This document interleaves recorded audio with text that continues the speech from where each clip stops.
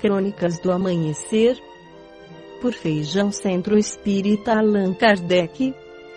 Balneário Gaivota, 27 de novembro de 2018. Juliette, nua e crua, trata das dores que nos fazem evoluir como seres humanos. Parte 0. Não é todo filme que chega aos cinemas com as credenciais que Juliette, nua e crua, ostenta.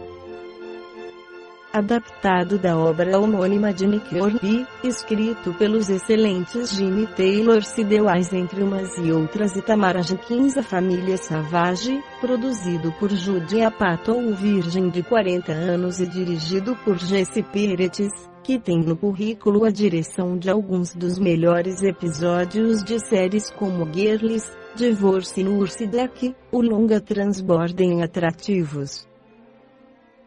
Juliette, nua e crua, conta a história de Annie Platt Rose Brim, uma mulher que leva uma vida de certo descontentamento em uma cidadezinha que fica nos arredores de Londres.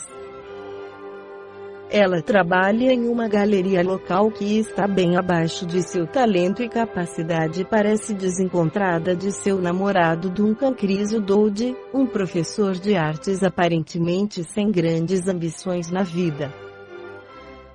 Duncan tem como obsessão musical Tucker Carlson, um músico que alcançou o status cult depois de abandonar a carreira após seu disco mais bem-sucedido comercial e criticamente.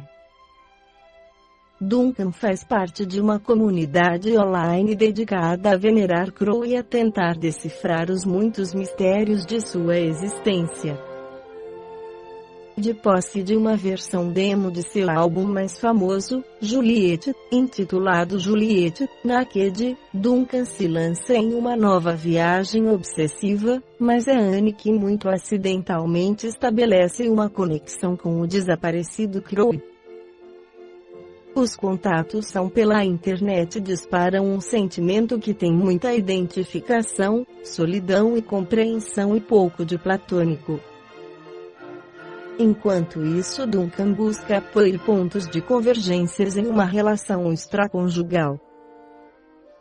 O longa de Peretz é, sim, sobre música e o poder redentor e agregador da arte, mas é também sobre a diapasão de nossas fantasias, erros e desejos e como eles nos deformam.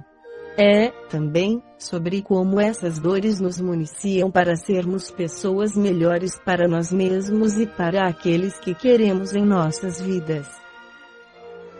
No Evangelho segundo o Espiritismo, capítulo 5, Allan Kardec esclarece sobre as causas da dor. As vicissitudes da vida são de duas espécies, ou, se quisermos, têm duas origens bem diversas, que importa distinguir, mas tem sua causa na vida presente, fora desta vida. Remontando à fonte dos males terrenos, reconhece-se que muitos são as consequências naturais do caráter e da conduta daqueles que os sofrem. Quantos homens caem por sua própria culpa? Quantos são vítimas de sua imprevidência, de seu orgulho e de sua ambição? Quantas pessoas arruinadas por falta de ordem, de perseverança, por mau comportamento ou por terem limitado os seus desejos. Continua Allan Kardec, mas se há males, nesta vida, de que o homem é a própria causa, há também outros que, pelo menos em aparência, são estranhos à sua vontade e parecem golpeá-lo por fatalidade. Assim, por exemplo, a perda de entes queridos e dos que sustentam a família. Assim também os acidentes que nenhuma previdência pode evitar, os reveses da fortuna, que frustram todas as medidas de prudência, os flagelos naturais, e ainda as doenças de nascença, sobretudo aquelas que tiram aos infelizes a possibilidade de ganhar a vida pelo trabalho, as deformidades, a idiota, a imbecilidade, etc. Os que nascem nessas condições, nada fizeram, seguramente, nesta vida, para merecer uma sorte triste. sem possibilidade de compensação, e que eles não puderam evitar, sendo impotentes para modificá-las e ficando à mercê da comiseração pública.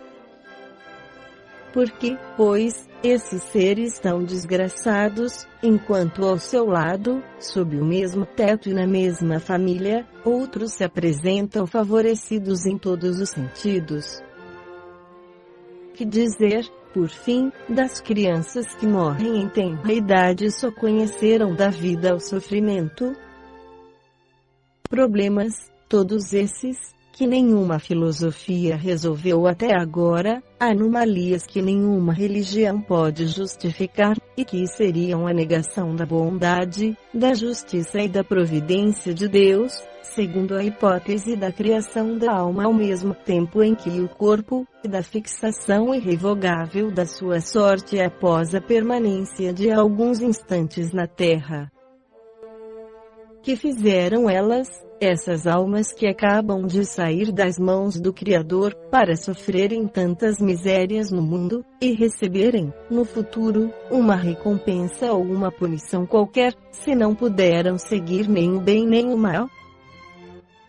Entretanto, em virtude do axioma de que todo o efeito tem uma causa, essas misérias são efeitos que devem ter a sua causa, e desde que se admita a existência de um Deus justo, essa causa deve ser justa. Ora, a causa sendo sempre anterior ao efeito, e desde que não se encontra na vida atual, é que pertence a uma existência precedente. Por outro lado, Deus não podendo punir pelo bem o que se fez, nem pelo mal que não se fez, se somos punidos, é que fizemos o mal. E se não fizemos o mal nesta vida, é que o fizemos em outra. Esta é uma alternativa a que não podemos escapar, e na qual a lógica nos diz de que lado está a justiça de Deus. O homem não é, portanto, punido sempre, ou completamente punido, na sua existência presente, mas jamais escapa às consequências de suas faltas. A prosperidade do mal é apenas momentânea, e se ele não espia hoje, espiará amanhã, pois aquele que sofre está sendo submetido à expiação do seu próprio passado. A desgraça que, à primeira vista, parece merecida, tem portanto a sua razão de ser, e aquele que sofre pode sempre dizer: perdoai-me, Senhor, porque eu pequei.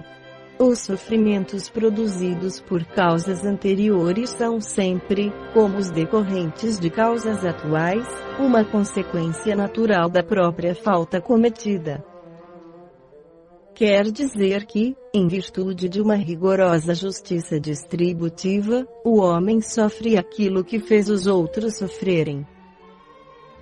Se ele foi duro e desumano, poderá ser, por sua vez, tratado com dureza e desumanidade. Se foi orgulhoso, poderá nascer numa condição humilhante. Se foi avarento, egoísta, ou se empregou mal a sua fortuna, poderá ver-se privado do necessário. Se foi mau filho, poderá sofrer com os próprios filhos, e assim por diante.